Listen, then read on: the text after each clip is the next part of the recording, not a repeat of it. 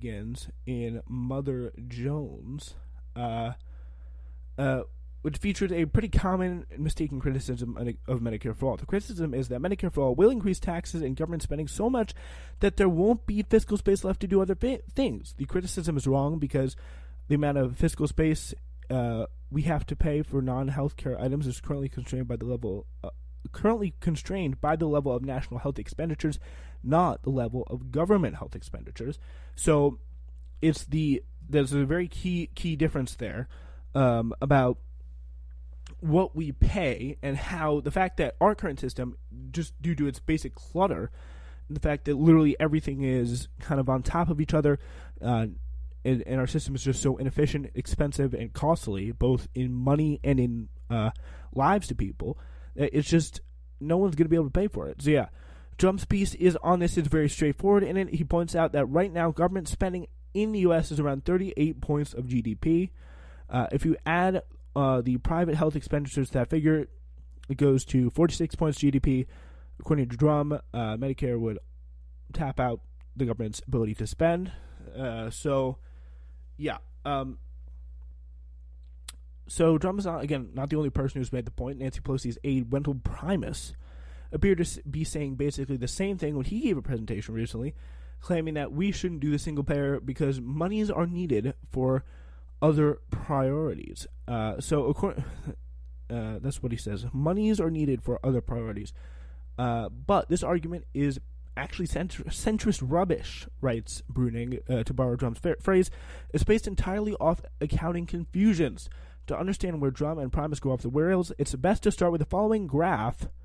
This is the graph is attached to the article, and I'll break it down for you, which uses the OECD data, and that is the Organization for Economic Cooperation and Development, government or organization, to find out the more information about healthcare and stuff like that. So yeah, this breaks down the various financing streams for our current healthcare system. So it's out-of-pocket spending, voluntary premiums, compulsory private premiums, and the government. So it's based on by year 2010 through 2016, and time after time we've seen more and more compulsory private premiums rising while voluntary premiums have gone down. So the blue part of this chart, there's a blue part on the bottom, is spending on things like Medicare, Medicaid, and the VA.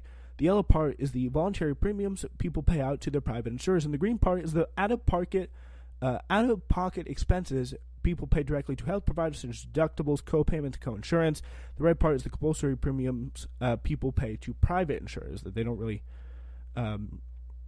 have to. So before 2014, there were no compulsory premiums, but in 2014, the Obamacare employer mandate and individual mandate took effect. So that made virtually all private premium payments compulsory. So when the Obamacare bill was being debated in Congress, the CBO nearly declared that these compulsory private statements would be counted as taxes and government spending.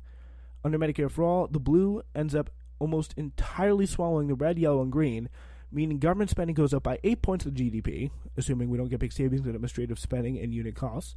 So the centrist position is that they believe that the blue area goes up by 8 points of the GDP. That's 8 fewer GDP points available to spend for other kinds of government spending. But this is wrong, because all you got to do really is just think about it for a second. If the government does not take over all of the health spending by implementing Medicare for All, that means the health sector will continue to depend on the money private individuals pump into it, as I'm sure many of you, if not all of you, probably all of you do, if you have health insurance. Compulsory premiums, voluntary premiums, out-of-pocket expenses. In Drum's piece, he says the private payments are around $1.9 trillion. If the health sector needs $1.9 trillion to operate, then that money is not available for other uses.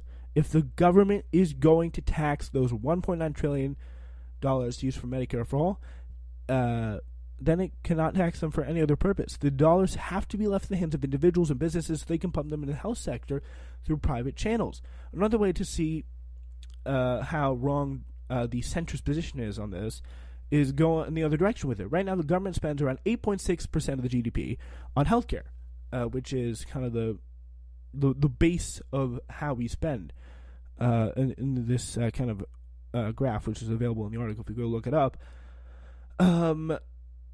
So they spent around 8.6% of it on healthcare, but you could easily convert nearly all of that spending into compulsory private premiums. All you would have to do is convert Medicaid and Medicare into private insurance companies and convert the taxes that we currently use to fund those programs into compulsory premium payments now being made to these newly minted private insurance companies that were formerly Medicare and Medicaid. So nothing really would change if you did this fiscally speaking, but the red area would almost entirely swallow the blue area. Thus, this reform would cut government spending on healthcare, say, 8 points of the GDP, and under the Reason, Drum, and Primus, and the rest of the centrist people, massively increase the amount of fiscal space we have for lots of other goodies. That's a direct quote. This is absurd, of course, because such a reform would not increase fiscal space at all. Ultimately, what matters for the government is fiscal space is how dollars are pumped into the health sector. It's not how dollars are pumped into the health sector, but how many dollars are pumped into it. Or what matters is the level of national health expenditures, not the government health expenditures. Medicare for All uses fewer, and this is the key part here, Medicare for All uses fewer dollars to get universal coverage than any other alternative proposal. Thus, Medicare for All leaves more fiscal space for the government to do anything else than any other proposal. And that's why it works. So yeah, that's the point. It saves money, is more efficient than any other alternative system. That's what all that explanation pretty much meant.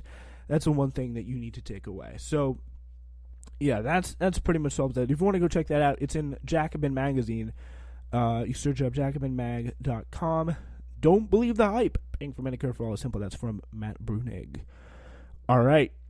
We all know President Trump's pretty obsessed with hating on immigrants, and it's become so out of control that not only is he threatening to shut down the U.S.-Mexico border recently, but he also plans to cut off aid to Central America's northern triangle countries, which will have pretty much the opposite effect that he claims.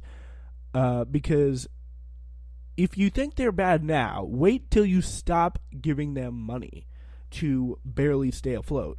Like, do you think they're going to go uphill or down? Like, that's literally, it's pretty much almost basic logic that is not going to work. Like, what? I don't get it. I don't get it.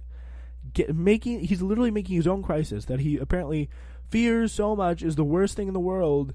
Oh my God, no. Like, he's making it worse. So Trump on Friday chastised Mexico for not doing enough to curb undocumented migration to the U.S. and threatened to close the border next week. If he follows through, it would affect a staggering $1.7 billion in daily trade of goods and threaten 5 million U.S. jobs, according to the AP, citing the U.S. Chamber of Commerce. So, yeah, if he really wants to do that, it's going to be very interesting.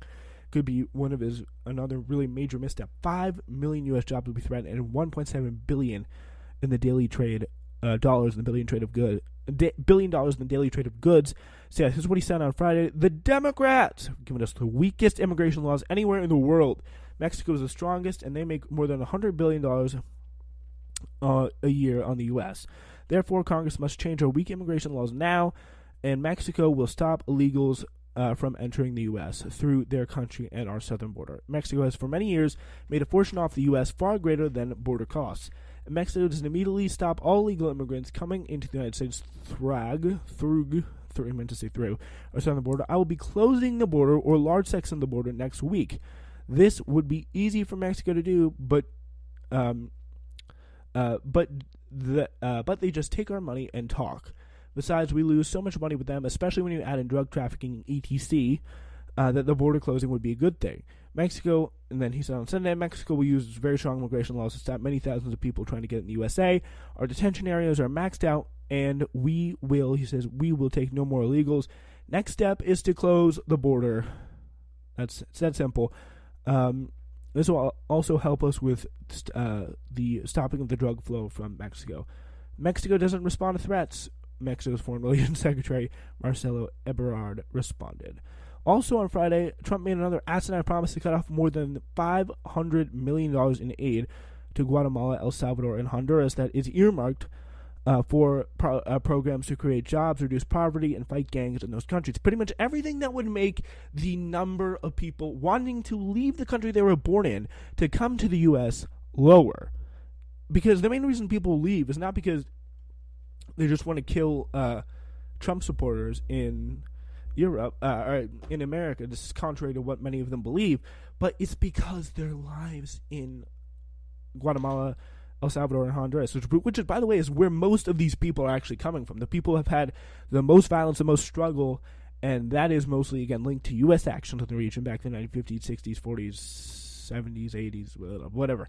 You get the idea. It's a long history. And programs to fight poverty and strengthening public institutions in Central America's Northern Triangle countries are crucial to reducing the flow of migrants from those countries. So, because these pretty much help, this money sent over is pretty much then help stop the problems there that are literally the reason why we have this immigrant crisis today.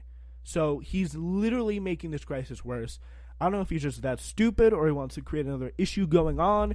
Like, it's just so, it is so retarded. It just makes you want to double over and be like, what in the world is this man thinking? Because, like, I don't get it. I really don't get it. Speaking to reporters in Florida, surrounded by GOP politicians, Senators Marco Rubio and Rick Scott and Governor Ron DeSantis, saying, quote, "I'm not playing games, folks. Mexico has to stop it. I've ended payments to Guatemala, to Honduras, and to El Salvador. No money goes there anymore. We stopped payment. We were paying them tremendous amounts of money, and we're not paying them anymore because they haven't done a thing for us." She also claimed those countries had set up migrant caravans to put their worst people in the caravan to get rid of their problems. So if you want to start here, this is a clip of what was going on.